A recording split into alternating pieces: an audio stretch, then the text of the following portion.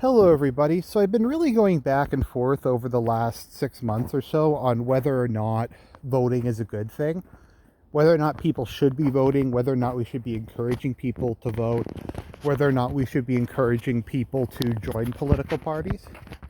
So I think I've come to an answer, but maybe let's just take a bit of a look at the background.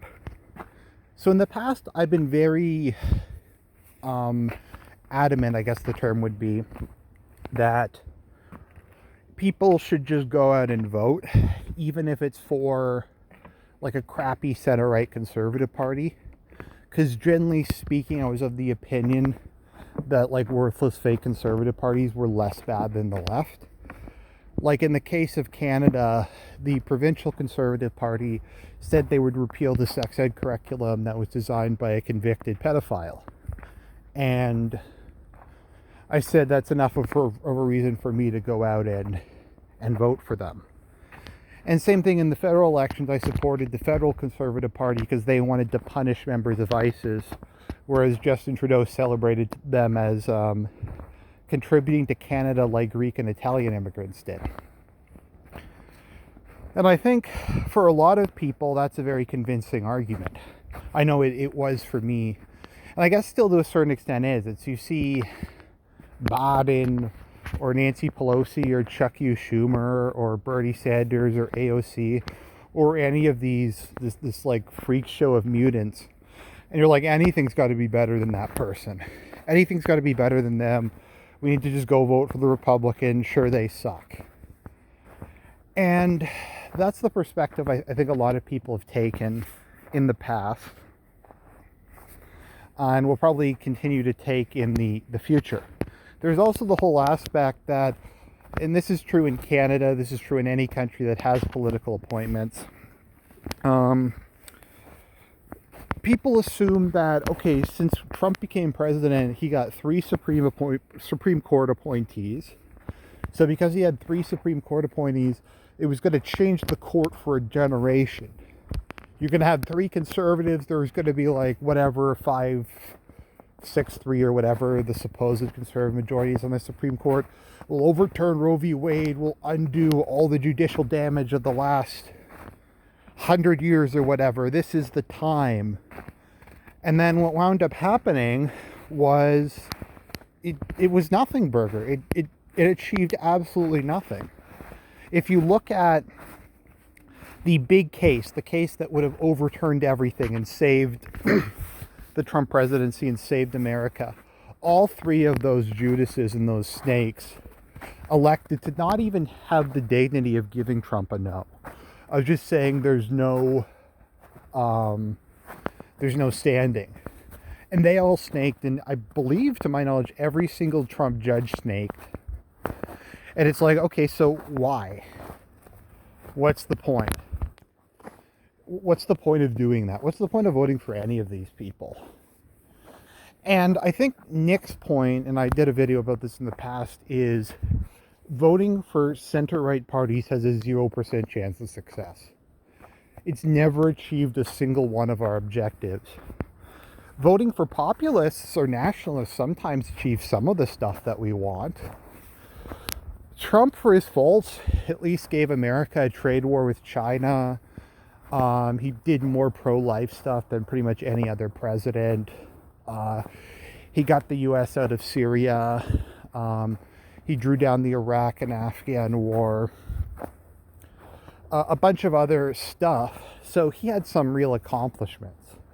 And I know a lot of people don't think he had any, but compared to George W. Bush or George H.W. Bush, he did have quite a few. But regardless of how you feel about Trump, he wasn't just another generic center-right conservative candidate. The party in question, the same people who fucked you, hated him on both the left and the fake right. They both despised him.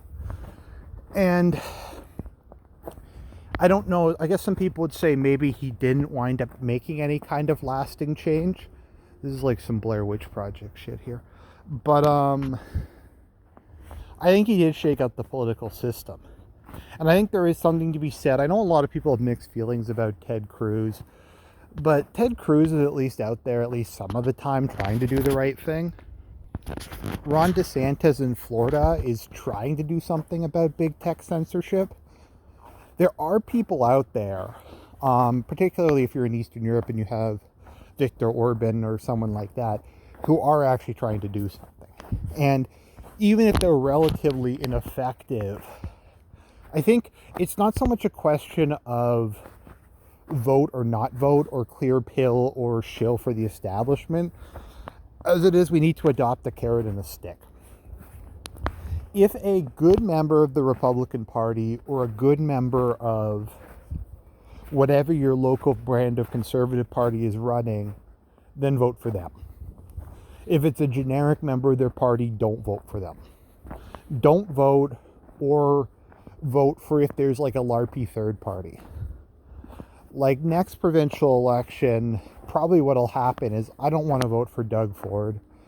I don't want to vote for the Conservative Party. I'm debating either just voting for the Green Party, because I probably actually, on non-social issues, I probably agree with them more than I do with the Conservatives, or just if the Christian Heritage Party or the Family Coalition Party or one of the random like social conservative minor parties that only get a couple hundred votes run, I'll just vote for them. So I think that's my advice. So if we look back at the previous election, how would I say people to vote? I'd say if you go out and you vote for Trump, if someone like Ted Cruz or Rand Paul or someone who's tolerable and isn't that bad is running, you vote for them. But if your congressman is some generic neocon, you don't vote for them. And in countries where you have multiple votes, maybe you have, I think in some countries there's, you have mixed member proportional. So like if you're in Germany, maybe, I don't know if there are any members of the Christian Democrat Union who aren't shit, but if you happen to have one who's not shit, maybe you vote for them and then cast your party vote for the AFD or something like that. But we just can't keep rewarding them for not being the other guy. We just can't. Because what it does is it lets them win elections, not by their own merits, but because people fucking hate the other guys.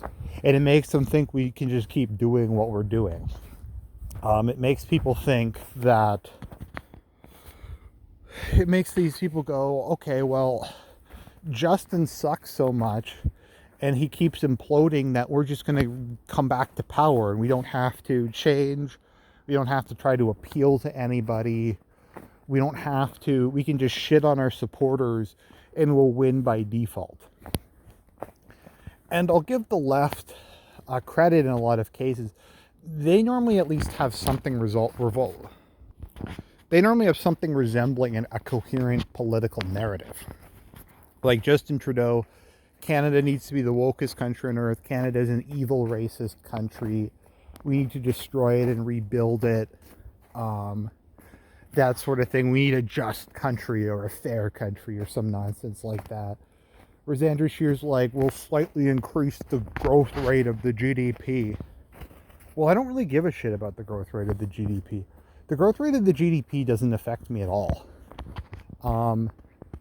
Honestly, a lot of things that were formerly left-wing, but I guess are populist now, like moving towards a 4-day work week, or stopping companies from having unpaid lunches, or I don't know, stuff like that. That would actually be helpful. But some abstract GDP growth doesn't help me at all, and it doesn't make my life better. If you're one of those people who are out there and you want to raise a family, that, like, who cares? Oh boy, the GDP per capita went slightly up, but your thing just got completely, your profession just got flooded by cheap immigrants from India, so you're making less money. Like, fuck that. So that's the narrative, and you just can't reward that. So, like in the recent Conservative Party of Canada election, I chose Derek Sloan, who is a Canadian nationalist and a Seventh-day Adventist, as my first one, and then I forget her name, but I chose Base Black Woman as the second one, who is like a social conservative really Christian woman. And maybe that's like a base civic nationalist thing, but I'll take that. Like, she was at least pro-life.